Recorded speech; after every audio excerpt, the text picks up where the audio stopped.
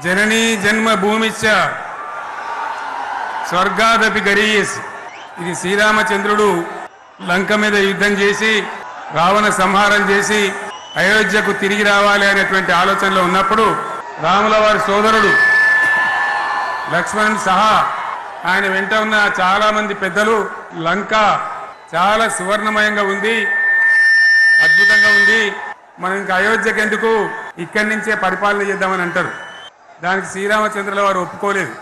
ఆయన చెప్పిన మాట ఏంటంటే, కన్న తల్లిని జన్మభూమిని మించినటువంటి స్వర్గం ఏది కూడా ఉండదు, కాబట్టి మనం అయోధ్యకే తరలిపోవాలని చెప్పి మళ్ళీ అందరిని తీసుకొని అయోధ్యకు రావడం జరిగింది. అదే స్ఫూర్తితోని చాలా గందరగోళ స్థితిలో ఉన్నటువంటి, దిక్కు తోతని స్థితిలో ఉన్నటువంటి, ఆత్మహత్యలకు ఆలవాలమైనటువంటి, వలసలకు నిలయమైనటువంటి ఒక ఘోరమైన ఆపదలో వలసవాదుల విషకౌగిలిలో చిక్కి నలిగిపోతున్న తెలంగాణ రాష్ట్రాన్ని ఎట్టి పరిస్థితుల్లో విముక్తి చేయాలని, స్వరాష్ట్రం సాధించాలని, జననిని జన్మభూమిని మించిన వేరేది లేదని చెప్పి నేను ఒక్కడిగా బయలుదేరి ఆనాడు తెలంగాణ ఉద్యమానికి శ్రీకారం చుట్టడం జరిగింది.